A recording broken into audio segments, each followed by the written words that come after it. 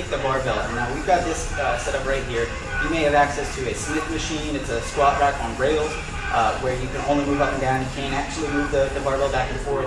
But this is a pretty common standard setup. What you're going to do is you're going to set it up, put the weight on as you need, and on the barbell, there is right about here, this far, just outside of shoulder width, there's a nice little smooth grooving in the barbell.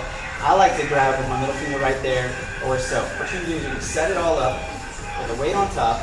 You're going to walk into it, and what you want the barbell to do is you're going to have it rest right here on top of the traps. And now you don't want it too low, you also don't want it on top of that neck. Alright, so you're going to keep your eyesight looking forward at all times. You're going to move into it, you're going to push that butt back, those knees are going to be bent, and those knees are going to stay right about on top of those toes or so. And you're going to stop when you get down to that low range of motion. That may be all the way to ass to grass, or that may be a little bit less. I've got this butt wink where right about here, I start going into this boom, like rounding in the low back. We don't want any rounding in the low back primarily, especially with good heavy weights. So we've got to be careful with that. So, you're going to walk into it.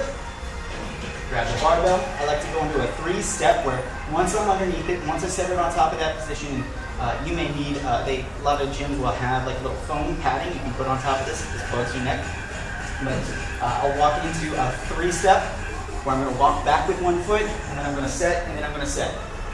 Now it's important to set that foot after that so you get the legs where you need it, and you're going to set that foot where you want it.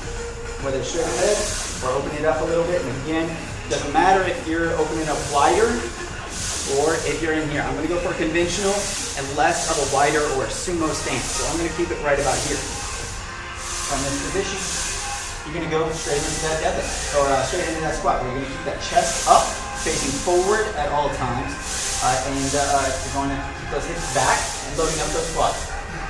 Like so. There we go. 1, 2, 3. Feet are good. And move right into it. As you push through, you're going to drive those heels into the ground, maintaining even tripod. That is that big toe, pinky toe, and heel of the foot. You'll walk forward, reset it, and that's it. Your barbell squat. Very simple movement, but one of the key issues we tend to see with this one is when we load it up too much or when we don't have a good stable rector spinae, round that back. Don't let that happen. Don't let that eyesight lose. Keep it looking straight forward at all time with a packed chin. That means down here, not up here. Packed chin. All right, it's going to feel like you've got a double chin. Push the butt back. Weights evenly on those 3 pods, or that tripod, those 3 points. Pinky toe, big toe, heel of the foot.